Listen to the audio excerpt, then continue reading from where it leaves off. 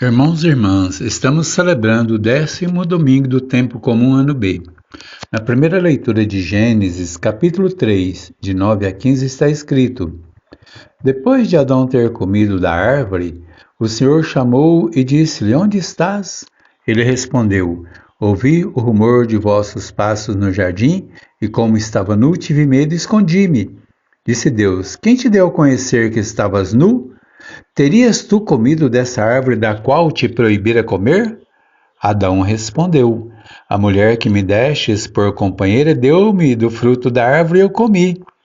O Senhor perguntou à mulher: Que fizestes? A mulher respondeu: A serpente enganou-me e eu comi. Disse então o Senhor Deus à serpente: Por teres feito semelhante coisa, maldita sejas entre todos os animais domésticos e todos os animais selvagens. Hás de rastejar e comer o pó da terra por todos os dias da tua vida. Estabelecerei inimizade entre ti e a mulher, entre a tua descendência e a dela. Ela há de atingir-te na cabeça e tu a atingirás no calcanhar. Irmãos e irmãs, o homem e a mulher, desde o princípio, estão em luta contra os poderes do mal simbolizados na serpente. Aqui também nos é revelada a luta do ser humano, encarnada na dificuldade de saber escutar e de saber obedecer. Comer do fruto proibido, na verdade, revela a busca muitas vezes insana pelo domínio de um saber maior. Ter ciência do bem e do mal desde a criação tem se tornado uma eterna luta do ser humano. Nesta leitura estão presentes 3 atores dessa peleja: o ser humano, as forças do mal e Deus. Sendo que ao ser humano é dada uma constante opção de escolha. Na história da criação, Deus toma a defesa do homem e da mulher e profere a maldição sobre todo o poder do mal. Como a mulher foi enganada, ela recebe a missão de pisar a cabeça do mal. Isso significa que na humanidade, por meio da mãe, é entregue a todos nós o poder de vencer o mal. Nunca a humanidade esteve sozinha nessa luta, pois Deus luta e caminha conosco, lado a lado. Só resta saber se queremos Deus ao nosso lado ou se queremos assumir o poder descartando a Deus. O mal escolhe seus discípulos, Deus também escolhe os seus. A quem nós queremos servir? Na segunda leitura da segunda carta de Coríntios, capítulo 4, versículo 13, até o capítulo 5, versículo 1, está escrito: Irmãos, diz a Escritura: Acreditei, por isso falei.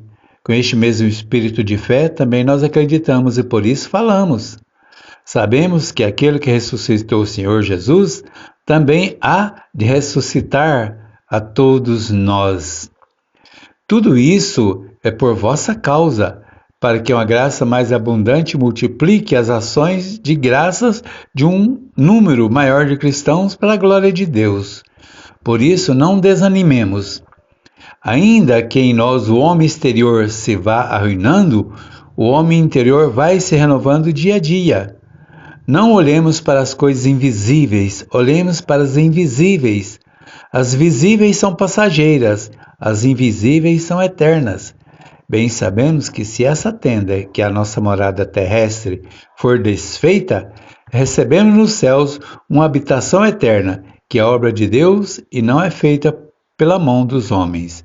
Irmãos e irmãs, a fé na ressurreição de Jesus é marcada pela atitude de confiança de quem sabe que não está só, mas está unido a Cristo pela graça da ressurreição.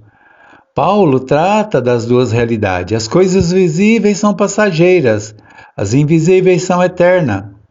A tribulação no momento presente não é palavra definitiva. A comunidade é chamada a vencer as tribulações e estar em comunhão de espírito e união com Cristo e com os irmãos. Mas só posso estar em comunhão com Deus se estiver em comunhão com meus irmãos. A ressurreição de Jesus abre caminho para mostrar que a vida humana não se resume à vida terrena, mas é chamada à vida de comunhão com Jesus ressuscitado. A fé na vida eterna deve continuar a iluminar o momento presente de nossas vidas. A comunhão de vida de toda a igreja deve ser imagem da comunhão com o Pai. No Evangelho de Marcos, capítulo 3, versículo de 20 a 35, está escrito: Naquele tempo, Jesus chegou à casa com seus discípulos, e de novo ocorreu uma multidão, de modo que nem sequer podiam comer. Ao saberem disso, os parentes de Jesus puseram a caminho procurando deter o Senhor, pois dizia, está fora de si. Os escribas que tinham descido de Jerusalém diziam, ele está possesso de Beelzebu, e ainda, é pelo chefe dos demônios que ele expulsa demônios. Mas Jesus chamou-os e começou a falar-lhes em parábolas.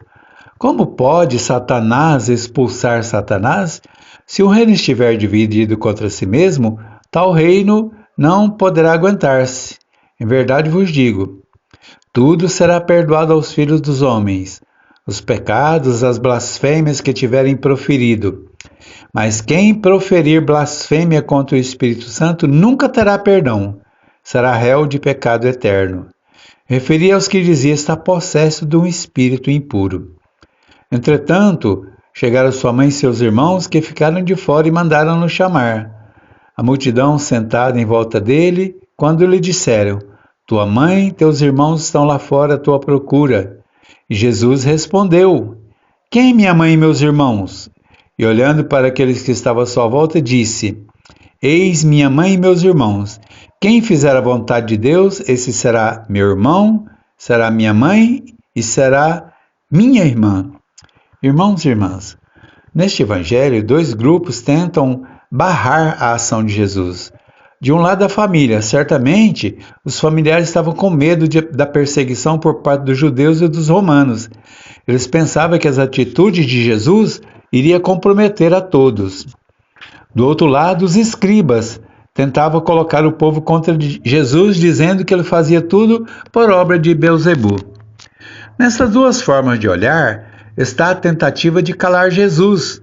Mas o Senhor revela que a verdadeira família não é aquela que tenta impedir a ação de Deus, mas é aquela que busca cumprir a vontade de Deus, fazendo a vontade do Pai. Todos nós somos chamados a fazer parte da família do Senhor. Para isso, nós recebemos a missão de anunciar a boa nova, de construir o reino de direito e de justiça e de construir o reino de paz e de comunhão entre todos. Jesus revela que toda a comunidade precisa estar unida e caminhar juntos e que Deus mesmo vai conosco no caminho. Jesus havia derrotado as forças de Beelzebu no início de sua missão, vencendo no deserto a tentação. A primeira grande tentação era do ser, estar acima de Deus, maior que Deus. A segunda, de ter, a ganância da posse, dos bens sem limites, ser dono de tudo. E a terceira tentação, o poder de mandar, de tornar a todos submisso. Jesus venceu o poder de Beelzebu no deserto, venceu o demônio ao expulsar os demônios. Mesmo assim, querem incriminar Jesus, dizendo ser ele alguém que serve a Satanás. A pergunta que Jesus faz é para que as pessoas reflitam. Como pode um reino dividido levar a melhor contra o inimigo? Se Satanás agir contra si mesmo, ele se destruirá.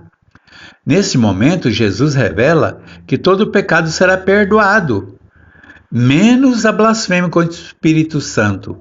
A blasfêmia sem perdão é imputar a Deus as ações demoníacas, ou seja, dizer que Deus age pelas forças do demônio. Portanto, negar a ação de Deus, dizendo ser ação de Satanás, é pecado sem perdão. A blasfêmia contra o Espírito Santo seria negar a verdadeira identidade divina de Jesus. Seria negar a divindade de Jesus, tentando fazer as pessoas crerem que tudo que ele faz pertence aos demônios. A nossa missão é revelar o poder que salva e que destrói as forças da morte. A nossa missão é a missão de Jesus, vencer as forças que nascem do mal. Irmãos e irmãs, que a graça, o poder e a misericórdia de Deus esteja com todos. Amém.